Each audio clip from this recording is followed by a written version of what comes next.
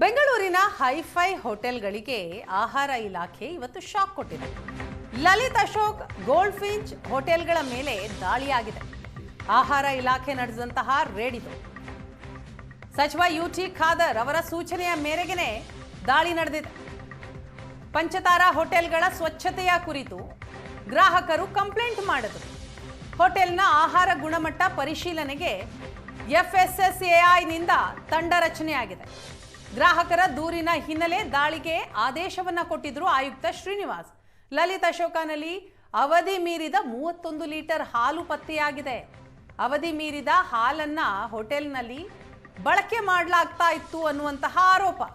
ನಿಯಮ ಉಲ್ಲಂಘಿಸಿದ ಹೋಟೆಲ್ಗಳ ವಿರುದ್ಧ ಈಗ ಕ್ರಮ ಆಗುವಂತಹ ಸಾಧ್ಯತೆ ಇದೆ.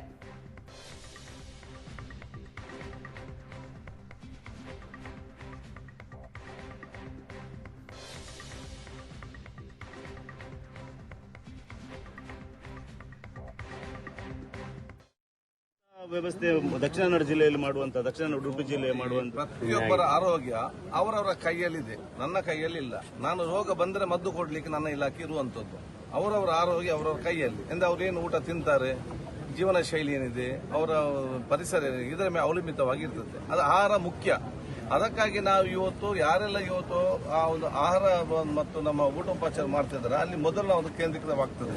ಇದನ್ನು ಮೇಲಿಂದಲೇ ಪ್ರಾರಂಭ ಮಾಡ್ತೇವೆ. ಅದಕ್ಕೆ ಎಲ್ಲಾ 5 ಸ್ಟಾರ್ ಹೋಟೆಲ್ಗಳನ್ನು ಫುಡ್ ಸೇಫ್ಟಿ ಅಥಾರಿಟಿ ನಮ್ಮ ಶ್ರೀನಿವಾಸ್ ಕಮಿಷನ್ ನೇತೃತ್ವದಲ್ಲಿ ಇವತ್ತು ಬೆಂಗಳೂರಿನ ಎಲ್ಲಾ 5 ಸ್ಟಾರ್ ಹೋಟೆಲ್ಗಳಿಗೆ ಇವತ್ತು ನಮ್ಮ ತಪಾಸಣೆ ತಂಡ ಹೋಗಿದೆ, ತಪಾಸಣೆ ನಡೀತಾ ಇದೆ. ಅದಕ್ಕೆ ಬೇಕಾದ ಮಾಹಿತಿ ನಿಮಗೆ ಸಿಗ್ತದೆ.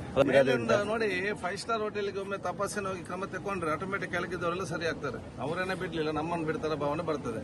ಅದು ಬಿಟ್ಟು ನಾವು ಗೂಡ್ ಅಂಗಡಿಗೆ, ಸಣ್ಣ ಸಣ್ಣ ಮಾರ್ಕೆಟ್ಗೆ ಹೋಗಿ ಆಹಾರ ಸುರಕ್ಷತೆ ಮುಖಾಂತರ ನಮಗೆ ಇವತ್ತು ಬಹುಶಃ ಜನರಿಗೆ ಆರೋಗ್ಯದ ಆಹಾರ ಕೊಡುವಂತ ವ್ಯವಸ್ಥೆ ಮಾಡಬೇಕು. ಅದು ನಮ್ಮ ಉದ್ದೇಶ. ಬೇರೆ